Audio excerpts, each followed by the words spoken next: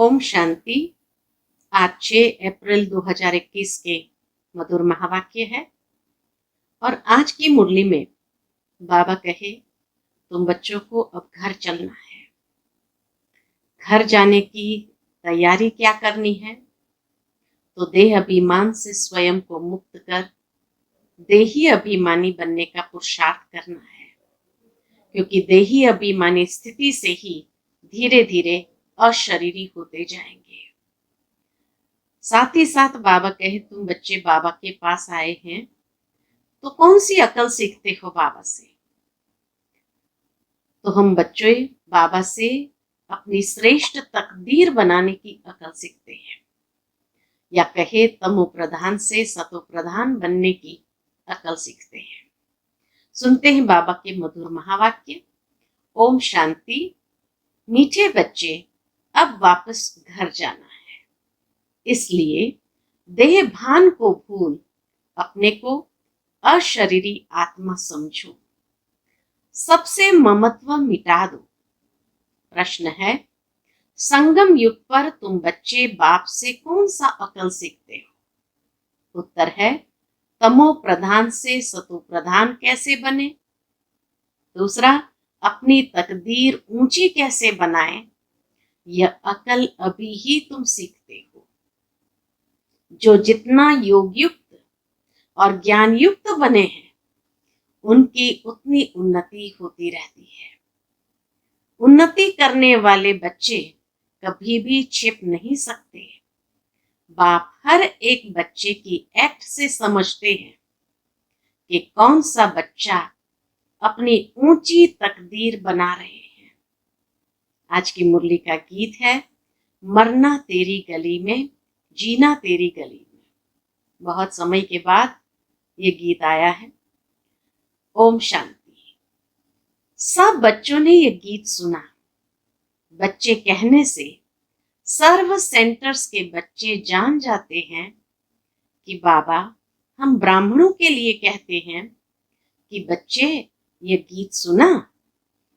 जीते जी गले का हार बनने के लिए, अर्थात मूल वतन में जाए बाबा के घर में रहने के लिए। वह शिव बाबा का घर है ना, जिसमें सब शालिग्राम रहते हैं।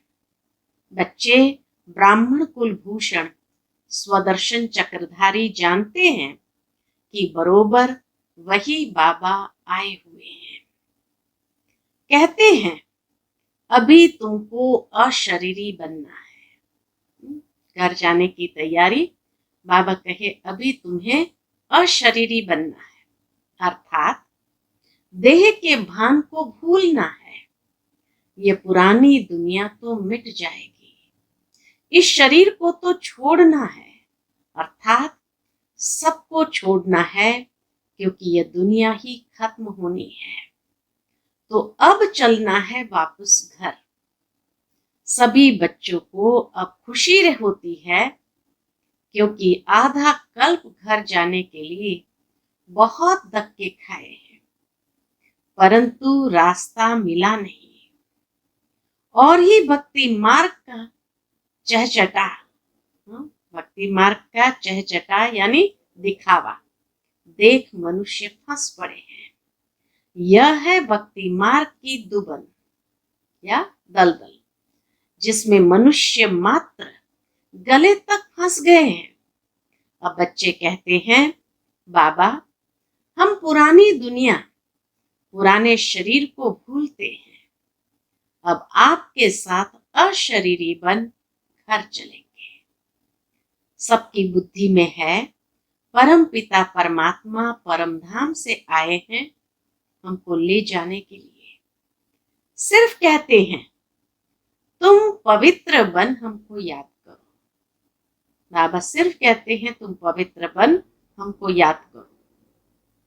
जीते जी मरना है। तुम जानते हो वहां घर में आत्माएं रहती है, सो भी आत्मा तो बिंदी है। निराकारी दुनिया में सब आत्माएं चली जाएगी। जितने मनुष्य है उतनी आत्माएं वहां होगी। आत्माएं उस महातत्व की कितनी जगह लेती है? शरीर तो इतना बड़ा है, कितनी स्पेस लेता है, बाकी आत्मा को कितनी जगह चाहिए। हम आत्माएं कितनी छोटी जगह लेंगी, कितनी छोटी जगह लेंगी, बहुत थोड़ी। बच्चों को यह सब बातें बाप द्वारा सुनने का सौभाग्य अभी मिलता है। बाप ही बतलाते हैं कि तुम नंगे अर्थात बिना शरीर के आए थे, फिर शरीर धारण कर पाठ बजाया, अब फिर जीते जी मरना है, सबको भूलना है। बाप आकर मरना सिखलाते हैं, कहते हैं अपने बाप को, अपने घर को याद करो, खूब पुरुषार्थ करो, योग में रहने से पाप नाश होंगे, फिर आत्मा तमो प्रधान से सतो प्रधान बन जाएगी। इसलिए बाप राय देते हैं, क्या राय देते हैं? कल्प पहले भी कहा था कि देह के सब संबंध छोड़ मां मेकम याद करो। सबका एक बाप तो वह है ना। तुम प्रजापिता ब्रह्मा के मुख वंशावली बच्चे हो, जो ज्ञान पाते रहते हो। शिव के बच्चे तो हो ही, यह तो सबको निश्चय है, हम भगवान के बच्चे हैं। परंतु उनके नाम रूप देश काल को भूलने के कारण भगवान से किसका भी इतना लौ नहीं रहता है, किसको दोष नहीं देते हैं। यह भी ड्रामा में नूंद है। बाप समझाते हैं कि तुम आत्मा कितनी छोटी बिंदी हो, उसमें 84 जन्म का पाठ नूंदा हुआ है। कितना वंडर है, आत्मा कैसे शरीर लेकर पाठ बजाती है। अभी तुमको बेहद के पाठ का पता पड़ा है, यह ज्ञान और कोई को नहीं है। तुम भी देह अभिमानी थे, अभी कितना पलटा खाया है, देह अभिमान से कितना पलटा खाया है। वह भी हर एक की तकदीर पर, कल्प पहले वाली तकदीर का अब साक्षात्कार हो रहा है। दुनिया में कितने ढेर मनुष्य है, हर एक की अपनी तकदीर है। जैसा जैसा जिसने कर्म किया है, उस अनुसार दुखी सुखी शाहूकार गरीब बनते हैं। बनती आत्मा है। आत्मा कैसे सुख में आती है, फिर दुख में आती है, यह बाप बैठ समझाते हैं। कैसे सुख में, सुख से फिर दुख में आती है। तमो प्रधान से सतो प्रधान बनने का अकल बाप ही सिखाते हैं। कल्प पहले मुआफिक, जितना जिसने अकल पाया है उतना ही अब पा रहे हैं। पिछाड़ी तक हर एक की तकदीर को समझ जाएंगे, फिर कहेंगे कल्प कल्प ऐसे ही हर एक की तकदीर रहेगी। जो अच्छा योग युक्त ज्ञान युक्त होगा वह सर्विस भी करता रहेगा। पढ़ाई में सदैव उन्नति होती रहती है। कोई बच्चे जल्दी उन्नति को पा लेते हैं, कोई बहुत माथा खपाते हैं। यहां भी ऐसे है। कल्प पहले मुआफिक, जो जो उन्नति करते हैं वह छिप नहीं रह सकते। बाबा कहे जो जो उन्नति करते हैं वह छिपे नहीं रह सकते। बाप तो जानते हैं ना, सबका कनेक्शन शिव बाबा से है। यह भी बच्चों की एक्ट देखते समझ जाते हैं। ब्रह्मा बाबा भी बच्चों की एक्ट को देखते समझ जाते हैं, तो वह भी देखते हैं। इनसे भल कोई छिपाए, ब्रह्मा बाबा से भल कोई छिपाए, परंतु शिव बाबा से तो छिपा नहीं सकेंगे। भक्ति मार्ग में ही परमात्मा से नहीं छिपा सकते, तो ज्ञान मार्ग में कैसे छिपा सकते? भक्ति मार्ग में ही नहीं छिपा सकते, तो बाबा के ज्ञान मार्ग में कैसे छिपा सकते? बाप समझाते रहते हैं, पढ़ाई तो बहुत सहज है, कर्म भी करना है, रहना भी मित्र संबंधियों के पास पुरानी दुनिया में है। वहां रहकर मेहनत करनी है। यहां रहकर पुरुषार्थ करने वालों से वहां घर में रह पुरुषार्थ करने वाले तीखे हो सकते हैं। अगर ऐसी लगन है तो यहां से भी घर में रहने वाले तीखे हो सकते हैं। अगर ऐसी लगन हो तो शास्त्रों में अर्जुन और भील का मिसाल है ना, अर्जुन और भील का मिसाल है ना। भल भील बाहर का रहने वाला था, लेकिन अभ्यास से वह अर्जुन से भी तीर चलाने में होशियार हो गया। तो गृहस्थ व्यवहार में रह कमल फूल समान रहना है, यह भी तुम मिसाल देखेंगे। गृहस्थ व्यवहार में रह बहुत अच्छी सर्विस कर सकते हैं, वह जास्ती वृद्धि को पाते रहेंगे। यहां रहने वालों को भी माया छोड़ती नहीं है। ऐसे नहीं कि बाबा के पास आने से छूट जाते हैं, नहीं, हर एक का अपना अपना पुरुषार्थ है। गृहस्थ व्यवहार में रहने वाले यहां रहने वालों से अच्छा पुरुषार्थ कर सकते हैं, बहुत अच्छी बहादुरी दिखा सकते हैं। उनको ही महावीर कहा जाता है, जो गृहस्थ व्यवहार में रहकर कमल फूल समान बनकर दिखाएं। कहेंगे कि बाबा आपने तो छोड़ा है। कई लोग बाबा से कहते, बाबा आपने तो छोड़ा है। बाबा कहते, हमने कहाँ छोड़ा है, मुझे ही छोड़कर गए हैं। कई बच्चे मुझे ही छोड़कर गए हैं। बाबा तो किसको भी छोड़ नहीं आए। बाबा ने तो कभी किसी को छोड़ नहीं आए। घर में और ही बच्चे आ गए, बाकी कन्याओं के लिए तो बाबा कहते हैं कि तुम यह ईश्वरीय सर्विस करो। यह भी बाबा है, वह भी बाबा है। कुमार भी बहुत आए लेकिन चल न सके।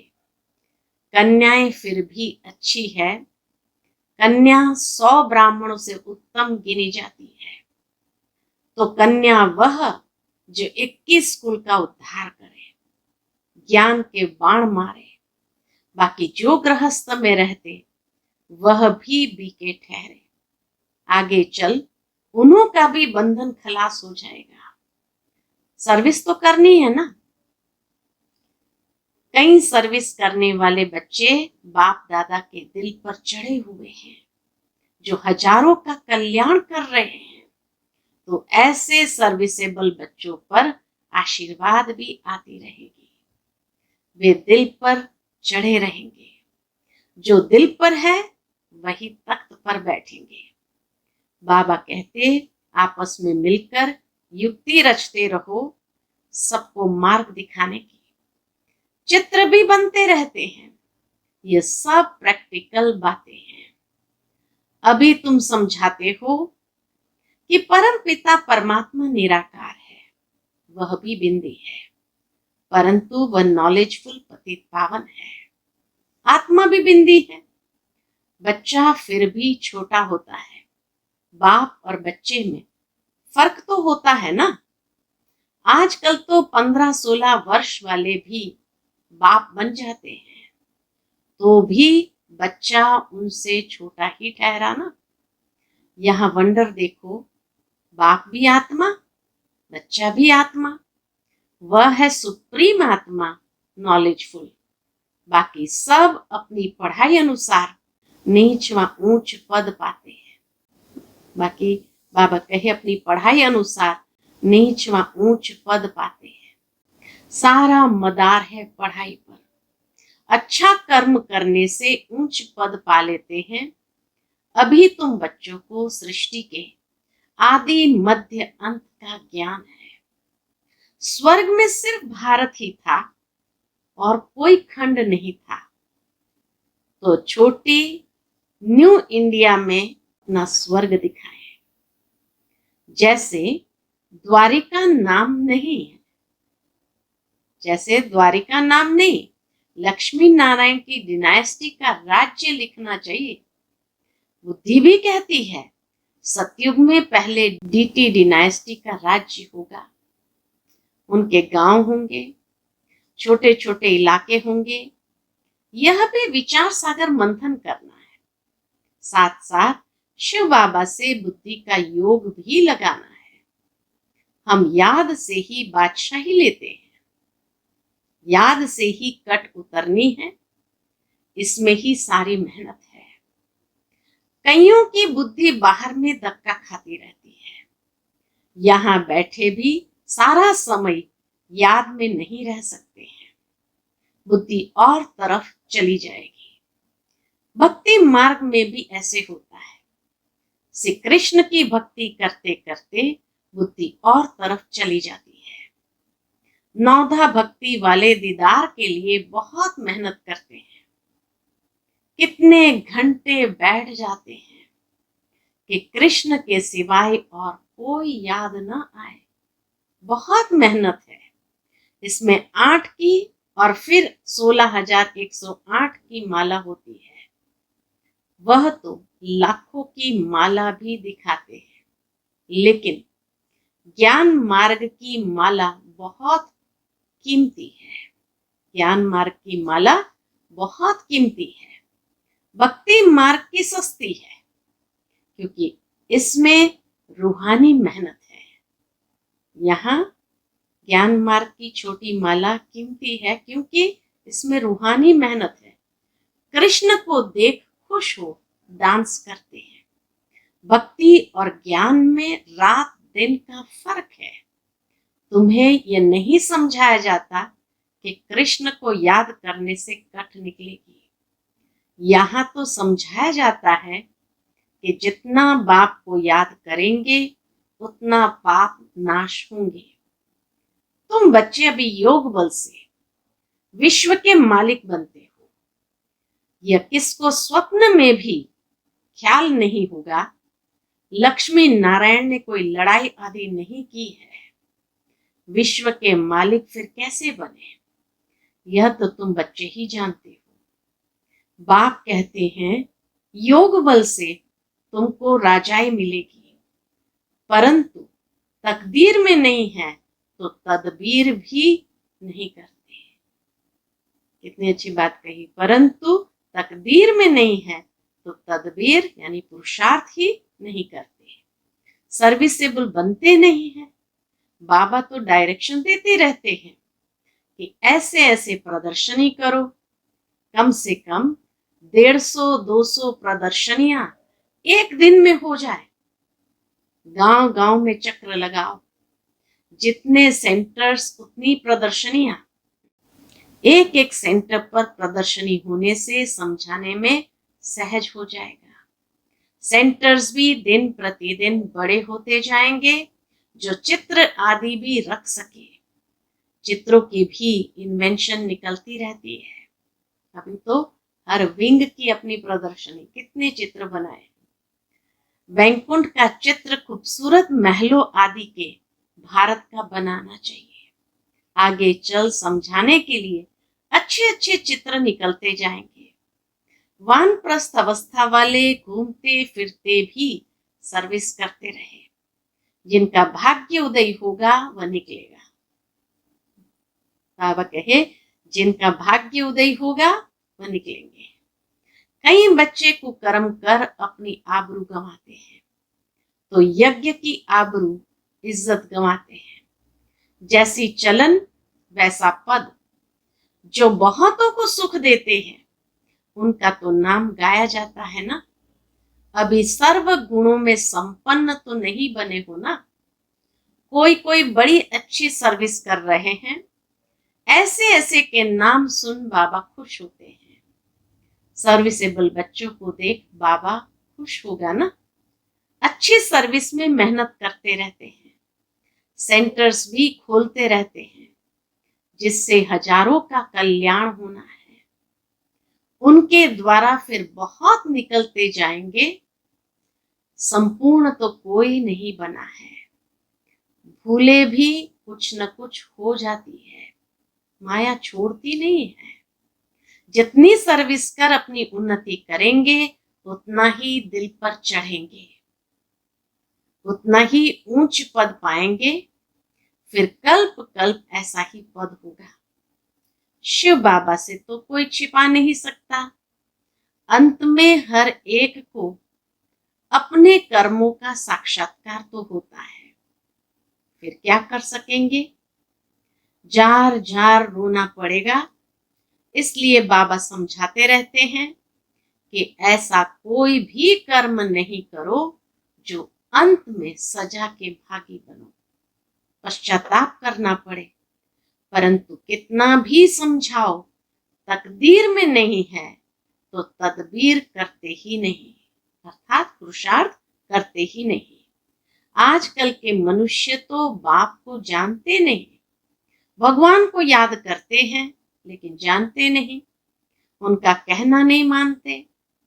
अभी उस बेहद के बाप से तुम्हें सतयुगी स्वराज्य का वर्षा मिलता है सेकंड में। शिव बाबा का नाम तो सभी पसंद करते हैं ना, शिव बाबा का नाम तो सभी पसंद करते हैं ना। बच्चे जानते हैं कि उस बेहद के बाप से स्वर्ग का वर्षा मिल रहा है। अच्छा, मीठे मीठे सिकिलते बच्चों प्रति माता पिता बाप दादा का याद प्यार और गुड मॉर्निंग। रूहानी बाप की रूहानी बच्चों को नमस्ते। हम सब रूहानी बच्चों की रूहानी माता पिता बाप दादा को याद प्यार, गुड मॉर्निंग और नमस्ते। नमस्ते। शुक्रिया बाबा, शुक्रिया। आज की मुरली से धारणा के लिए मुख्य सार है। पहली पॉइंट, अपनी चलन से बाप का व यज्ञ का नाम वाला करना है। ऐसा कोई कर्म न हो जो बाप की इज्जत जाए। सर्विस से अपना भाग्य आप ही बनाना है। दूसरी पॉइंट, बाप समान कल्याणकारी बन सर्व की आशीर्वाद ले आगे नंबर लेना है। गृहस्थ व्यवहार में रह कमल फूल समान रहने की अच्छी बहादुरी दिखानी है। आज का मुरली का वरदान है, सहयोग द्वारा स्वयं को सहज योगी बनाने वाले निरंतर योगी भव। सहयोग द्वारा स्वयं को सहज योगी बनाने वाले निरंतर योगी भव। संगम युग पर बाप का सहयोगी बन जाना, यही सहज योगी बनने की विधि है। जिनका हर संकल्प, शब्द और कर्म बाप की व अपने राज्य की स्थापना के कर्तव्य में सहयोगी रहने का है। जिनका हर संकल्प, शब्द और कर्म बाप की व अपने राज्य की स्थापना के कर्तव्य में सहयोगी रहने का है, उसको ज्ञानी योगी तो आत्मा निरंतर सच्चा सेवाधारी कहा जाता है। मन से नहीं तो तन से, तन से नहीं तो धन से, धन से भी नहीं तो जिसमें सहयोगी बन सकते हो उसमें सहयोगी बनो, तो वह भी योग है। जब हो ही बाप के तो बाप और आप, तीसरा कोई न हो, इससे निरंतर योगी बन जाएंगे। आज का बाबा का स्लोगन है, संगम पर सहन करना अर्थात मरना ही स्वर्ग का राज्य लेना है। संगम पर सहन करना अर्थात मरना ही स्वर्ग का राज्य लेना है। अच्छा, ओम शांति।